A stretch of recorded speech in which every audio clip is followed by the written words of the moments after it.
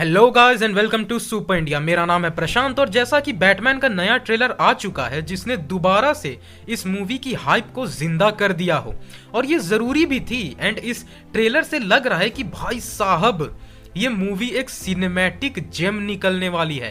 खैर आप सब ने तो काफी सारे ब्रेकडाउन्स देख लिए होंगे, सो इसलिए हम कोई ब्रेकडाउन नहीं करेंगे।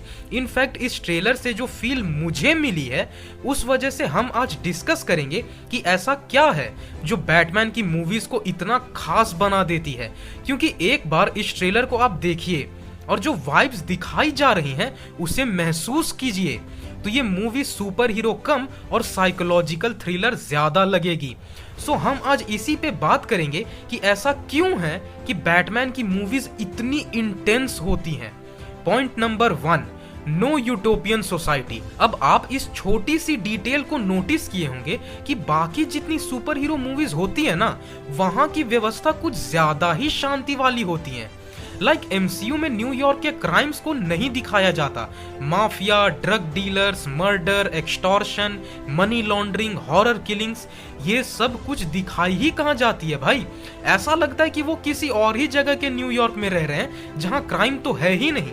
वहीं बैटमैन की मूवीज हमें एक रियलिज्म से जोड़ती है, जहां हमें यह दिखाया जाता है कि जिस समाज में हम रह रहे हैं उसका एक हिस्सा जहां खुशहाली को दिखाता है तो दूसरा हिस्सा ये भी है जहां आपको इस समाज से घिन आ जाएगी।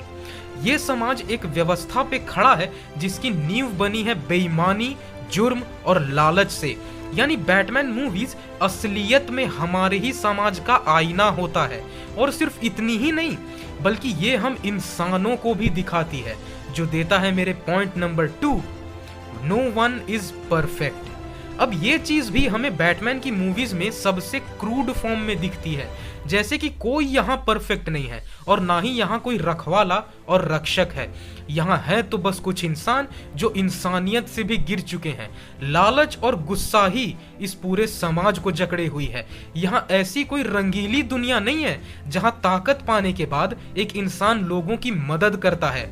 ना ना ना ना ना, बल्कि यहाँ ताकत पाने वाले बाकी सभी के जीने का हक छीन लेते हैं।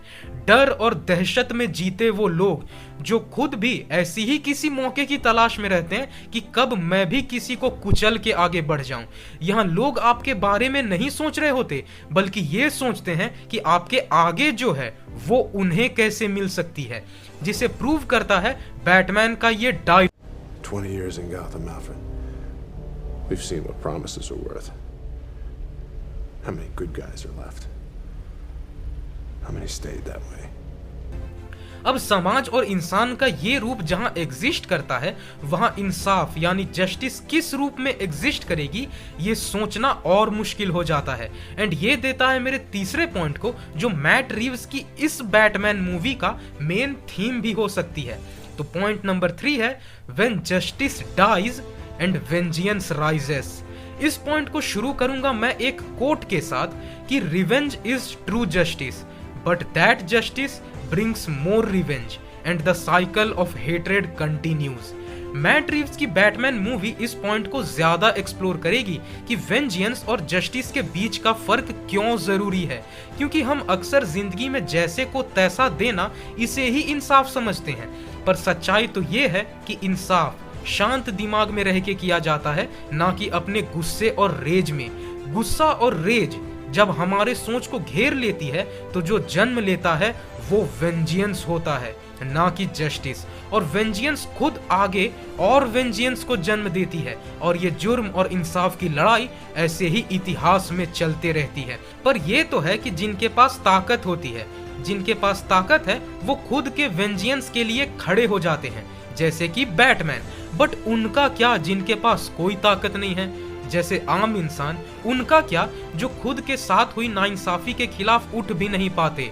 और इसी पॉइंट पे ट्रेलर में हम रिडलर का वो सवाल भी देखते हैं कि ऐसा क्या है जो निर्दयी, सुरीला और अंधा होता है और जब वो ना मिले तो वो हिंसा को जन्म देती है, जिस पे बैटमैन कहता है जस्टिस, इट्स जस्टिस। और ये डायलॉग इतना ज्यादा सही है ना कि इसे आप बस रिलेट करके एक बार देखो। इंसाफ को जब देने से मना कर दिया जाए तब इंसान हिंसक हो ही जाता है। एंड यही रीजन है कि गॉथम के लोग रिडलर के सपोर्टर बनने लगे हैं और इसीलिए जोकर मूवी में भी लोग जोकर के सपोर्टर बनने लगे थे, क्योंकि ये विलन्स समाज का वो चेहरा सामने लाते हैं जहां इंसाफ को बेमतलब बना दिया गया था और हर वो लोग जो कभी सताए गए थे या जिनके साथ नाइंसाफी हुई थी वो ऐसे लोगों के साथ खड़े हो जाते हैं। ये भी नहीं देखते कि अब जो रास्ता अपनाया जा रहा है वो सही है या गलत। एंड ये भी बैटमैन के अंदर है। उसके साथ जो हुआ वो उस चीज को उखाड़ फेंकने के लिए अब खुद एक वेंजियंस सीकर बन चुका है। वो इंसाफ नहीं कर रहा बल्कि बदला ले रहा है। और यही तो कमाल बात होती है बैटमैन मूवीज की कि भाई तू देख खुद को, जो तू सोचता है, जो तू चाहता है, जो तू मानता है और अब जो तू कर रहा है वो कितने बेईमानी हैं। और इन चीजों को एक साथ कंबाइन करके एक मास्टरपीस सिनेमैटोग्राफी में ढाल देना, यही तो खूबसूरती है इन मूवीज की साहेब। तो इन एक्सपेक्टेशंस के साथ हम सब भी रहना चाहेंगे कि ये नई बैटमैन मूवी जितनी ऑसम ट्रेलर में लग रही है उतनी ऑसम असल में भी निकले। गाइस ये था हमारा वीडियो जहां आज हमने ये डिस्कशन किया कि ऐसी क्या चीजें हैं जो बैटमैन की मूवीज को एक नॉर्मल सुपर हीरो मूवीज से काफी अलग बनाती है। और इस चीज को मैंने डिस्कस करना सही समझा ब्रेकडाउन के मुकाबले।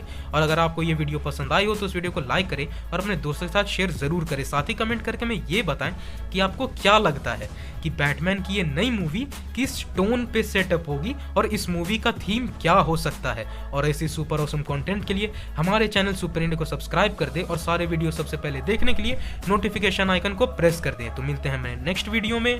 Till then bye bye.